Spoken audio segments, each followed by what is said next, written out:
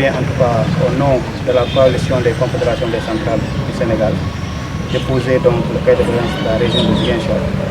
Donc il porte les préoccupations des travailleurs à la plus haute autorité de la région, qui est monsieur le gouverneur. Je vous dis que depuis 3 ans, nous travaillons dans un seul cahier de doléances. Et donc nous avons fini le travail depuis hier. J'ai déjà envoyé à l'esprit du travail. Nous voulons les porter à votre modeste personne pour puissiez donc les adresser à l'autorité compétente. D'ici l'année prochaine, ces préoccupations, je ne dirais pas toutes les préoccupations quand même, qu'il y ait quand même des préoccupations qui puissent être prises en charge pour quand même améliorer les conditions de vie et de travail des travailleurs. Donc pour le cahier, donc nous portons des préoccupations sur les secteurs phares comme l'éducation, mais pas sans savoir que le 16 avril passé 2026, l'État du Sénégal a signé un protocole d'accord avec les syndicats d'enseignants. Nous osons espérer qu'il y aura un suivi et un respect scrupuleux de ce protocole d'accord pour préserver donc la paix et la stabilité au niveau de l'école sénégalaise. Une école publique qui nous a fait aujourd'hui ce que nous sommes. Nous n'avons pas le droit de laisser l'école publique mourir. Si on prend aussi la santé, ils sont à leur 6e plan d'action aujourd'hui. Jusqu'à présent, il y a comme des négociations sérieuses sur la question de la santé. Je pense qu'aujourd'hui, il est question quand même que l'État puisse prendre la question à bras le corps pour qu'on puisse quand même apporter des solutions à ce secteur de la santé. C'est un secteur sensible. Qui n'a pas la santé ne peut pas travailler. Qui n'a pas la santé ne peut rien faire. Je pense qu'aujourd'hui, laisser un secteur courir jusqu'à 6 plans d'action, je pense que ça n'encourage pas.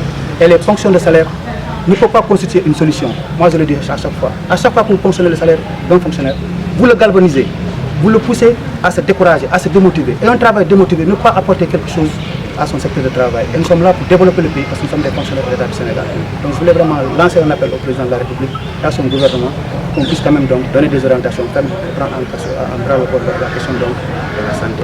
Si on prend la question des collectivités territoriales, depuis plusieurs années ils sont en grève.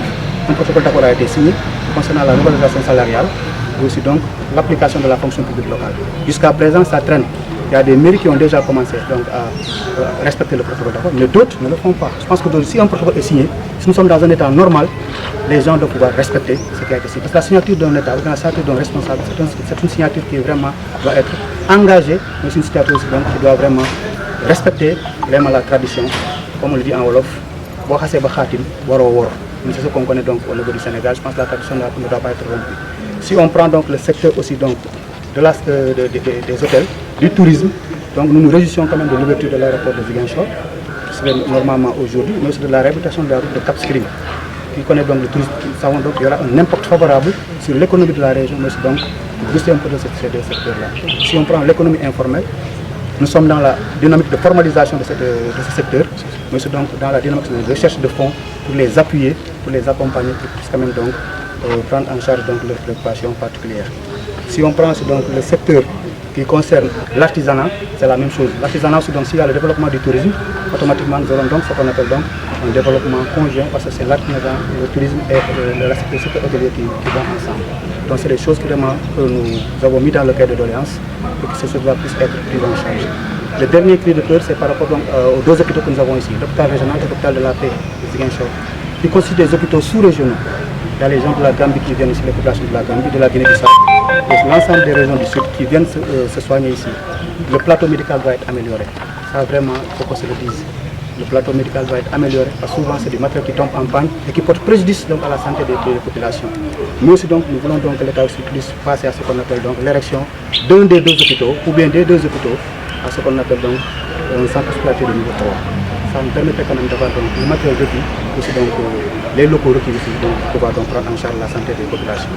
Donc en bref, c'est ce que nous avons mis dans le cahier de doléances. Je voudrais ensuite insister un peu dans le secteur de l'enseignement privé catholique, dont je fais partie, puisque nous avons demandé aussi depuis quelques années à ce qu'il y ait, n'est-ce pas, l'augmentation de la prime de l'ONEX, ensuite la révision de la grille salariale, également l'augmentation du logement dans le secteur de l'enseignement privé. Et comme ils l'ont dit, inviter également les chefs de l'État et le Premier ministre rapidement à ouvrir des négociations pour que nous puissions trouver, n'est-ce pas, des solutions idoines pour les travailleurs, mais également pour l'intérêt du Sénégal.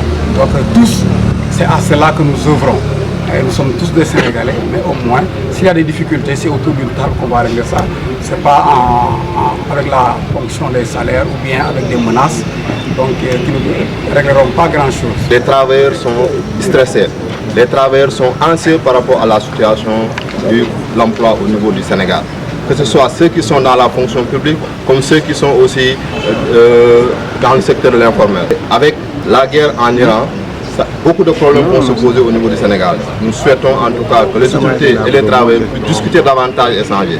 Ce cahier de doléances qu'on vient de vous remettre, nous souhaitons avoir des séries d'activités, de rencontres, d'évaluations par rapport à chaque secteur pour faire l'évaluation, pour prendre en compte ce qui est prenable au niveau du local, mais transmettre au niveau national aussi pour la prise en compte de ces revendications-là.